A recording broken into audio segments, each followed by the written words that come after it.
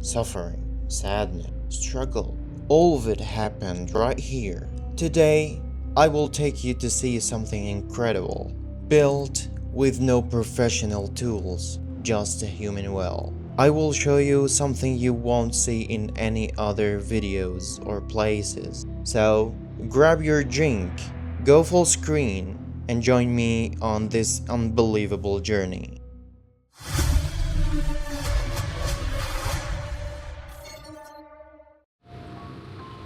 Karajat al-Abbasiyin. You think this is a normal place, but no, it is one of the last areas that didn't get touched. It's always crowded and full of buses and street vendors. You cannot even walk during the peak hours. Here, you can see the traces the war left on the street. This street had traces of shelling, but it was recently repaved. On your right, buildings that weren't affected by the war. On your left, buildings are deformed and completely destroyed like broken biscuits. You have to watch out for holes when you are walking in Syria. And here is where our journey for today begins. You will see a lot of holes like this, and I won't tell you why, I'll just show you. Jobar is one of thousands of destroyed places in Syria, but what makes it special is that it has very old historical building. Alright guys, you won't believe what's there. At first glance, you might think it's just a normal hole or natural cave in a mountain, but when you get closer, you realize it's a tunnel made by humans. Once you enter the tunnel, its entrance is very narrow. You have to be careful of anything that might fall on you. Inside, there's no light source. You cannot see anything unless you have a light. You might think it was made with professional tools, but actually it was made with very primitive ones. They dug these tunnels so people could move safely because the beginning was right in the middle of the fighting and the end was a weapons and supplies warehouse.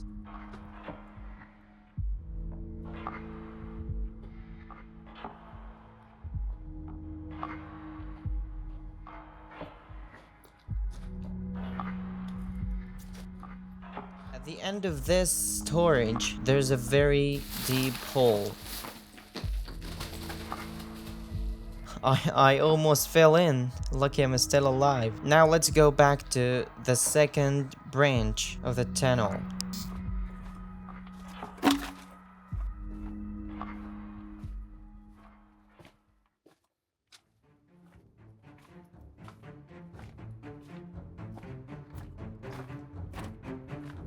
All the light here comes from my phone flashlight. You cannot see anything inside the tunnel without light. The air inside is colder than outside. If it's hot outside, it's mild inside. The tunnel's length is average because in Syria some tunnels stretch for kilometers. I think this place used to have a big spotlight. I skipped some parts in the video because the tunnel is a bit long. Here we reach the end of this tunnel, but you still don't get out until you find a new opening to another tunnel.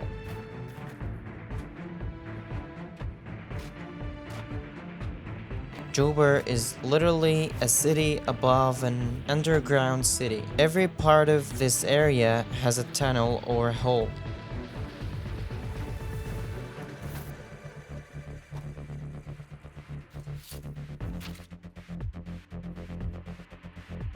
These are the traces of bombing. Even under the tunnel, there's no escape from destruction and crimes. Here there was a tunnel opening, but it looks buried now. You can see marks of primitive tools all over the tunnel walls. And here is the end of this tunnel. I couldn't climb out while holding the camera because of this pile of dirt. At the end of this tunnel, there's a trench. It was considered the city's first line of defense. Next to the tunnel, I found this archaeological place. Its stone looks relatively old, but unfortunately, during the war, not a single stone stayed in place.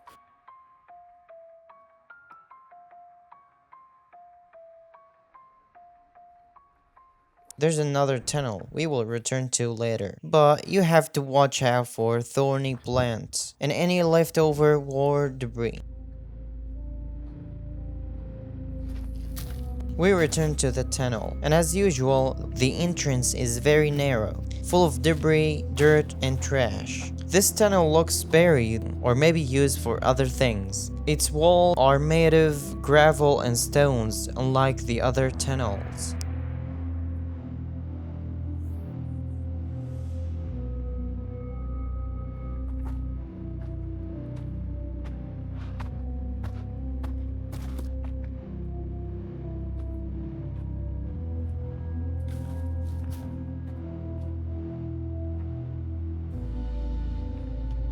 Here I found another hole. It looks like the same opening that was in the tunnel.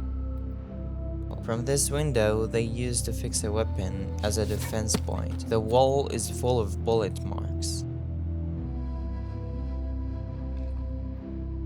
But the strange thing is that the window is a bit high. No way they climb a ladder just to shoot from here. All the streets are full of broken bricks, as you can see. The sad thing is that the number of dead and injured is as countless as the broken stones. Every part of this city has a hole. Some were tunnels, some were water wells, the only source of water during the siege. Let's see how deep it is.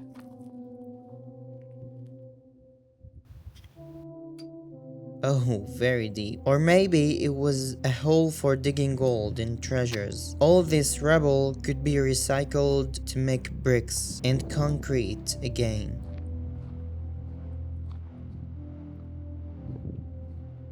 Here we have another well. Despite the war and shelling, there are still trees like this one. Trees growing around the rubble make you feel like they're saying, even after all this pain and suffering, there's still hope. There's no part of the city without at least one tree or plant. All these large areas used to be buildings. I saw people taking things they could use from between the rubble. All these hills you see were buildings, now buried and gathered together. We will discover this mosque. But it's not like any other mosque.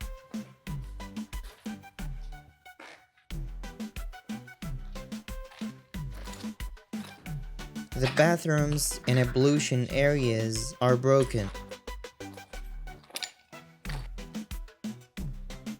These are remnants of what was inside the mosque.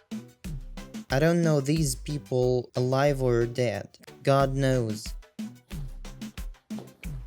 This is the ceiling, but no roof remains.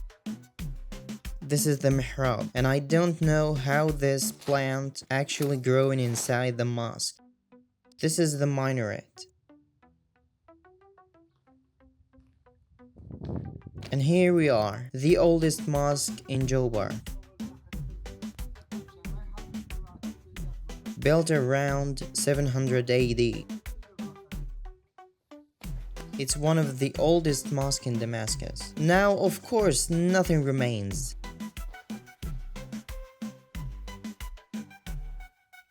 Not even the roof.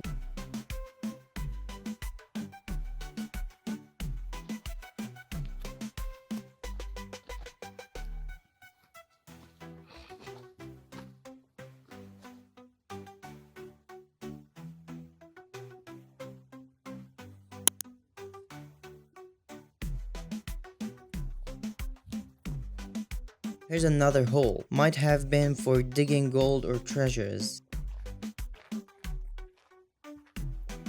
Now we will discover this school.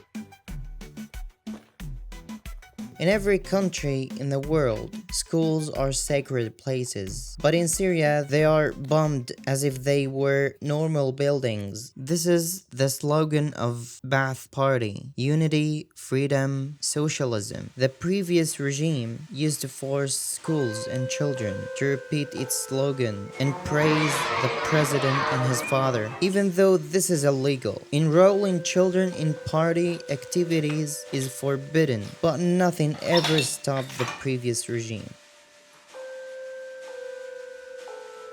These used to be classrooms, but no more classes or students now.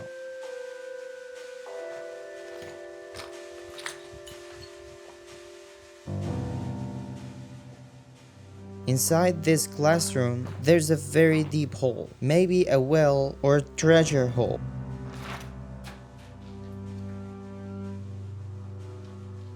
This is a chalkboard. Let's go upstairs and see. The stairs are tilted.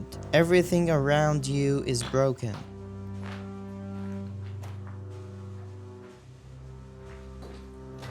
The chalkboard is all shattered.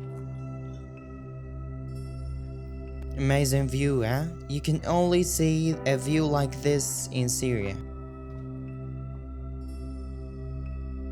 Now we're heading to Ilyahu Hanavi Synagogue, the oldest synagogue in the world, not just in Syria.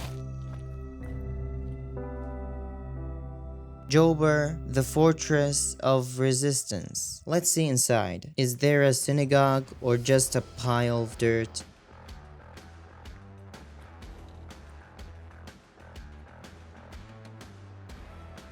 Another hole, definitely used for digging gold, especially since the place is old and historical. There must be treasures or ruins underneath.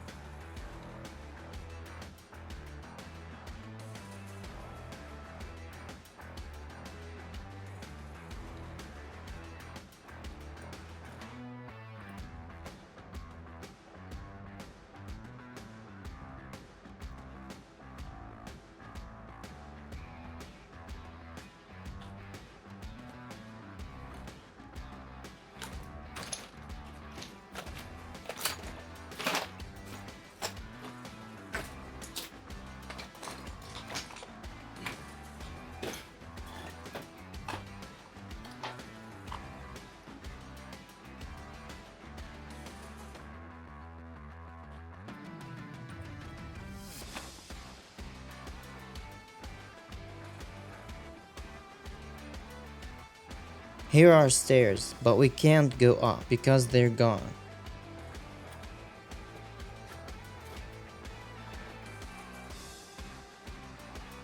A geometric masterpiece, truly amazing.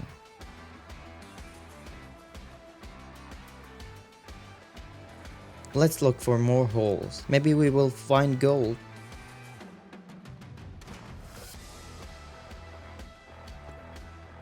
Here's a huge hole, surely for treasures digging.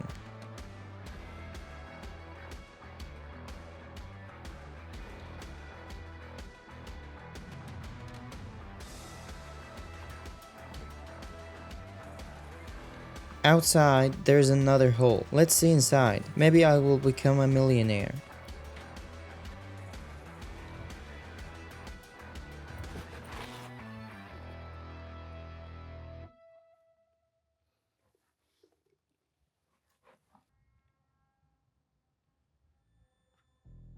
This is outside the synagogue. When you go to these places, your shoes will get full of dust.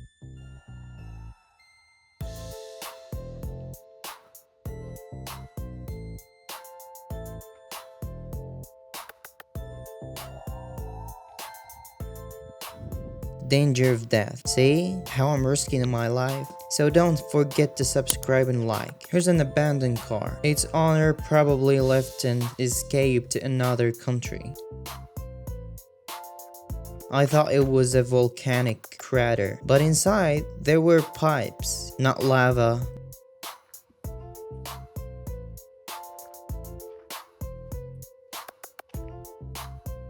This wasn't a barren desert. It was full of buildings and people living here. And here is the leaning minaret, just like a Tower of Pisa.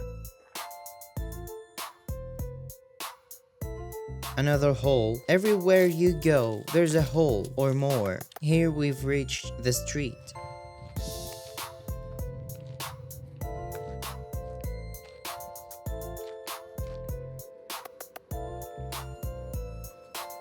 This is the flag of the old regime.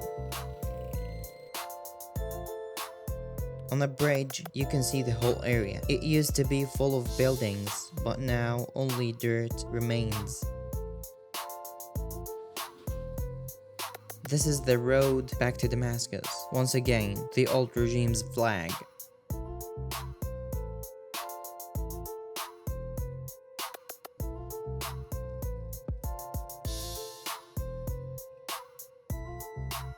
Be careful, stray animals and hanging debris could fall anytime.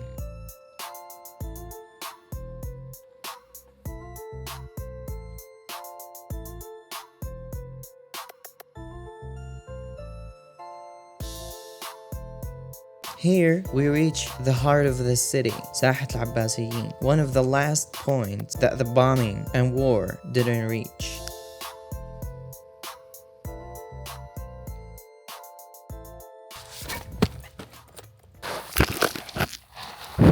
Hi, my name is Makeen, and this is my first video on YouTube.